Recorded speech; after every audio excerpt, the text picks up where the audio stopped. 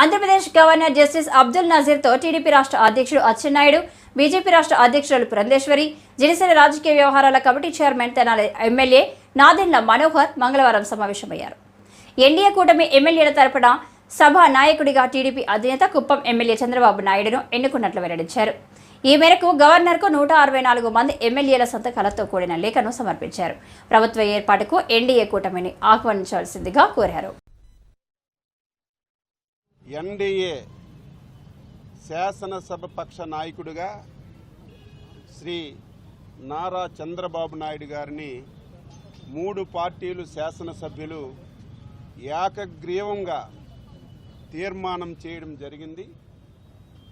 ఏదైతే ఏకగ్రీవంగా శాసనసభ పక్ష నాయకుడిగా ఎంపిక చేసినటువంటి తీర్మానాన్ని ఇప్పుడే గవర్నర్ గారికి అందజేసి మీరు వెంటనే ప్రభుత్వాన్ని ఏర్పాటు చేయడం కొరకు చంద్రబాబు నాయుడు గారిని ఆహ్వానించమని చెప్పి 3 పార్టీల నాయకులు వెళ్ళి కలిసాం.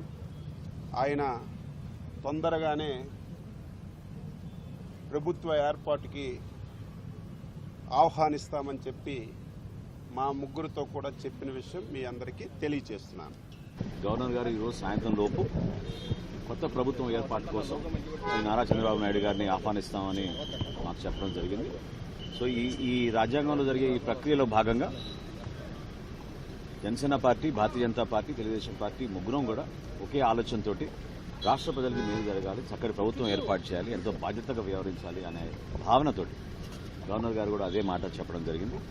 మనస్ఫూర్తిగా రాష్ట్ర ప్రజల్ని ఇంత అద్భుతమైన తీర్పు ఇచ్చినందుకు ఈ విజయం ప్రజల విజయంగా మేము భావించి గౌరవించుకుని ఎక్కడ కూడా ఎటువంటి సంఘటనలు జరగకుండా ఒక మంచి వాతావరణంలో చక్కటి ప్రభుత్వం ఏర్పాటు చేయడం కోసం మీ అందరం కూడా కృషి చేస్తాం.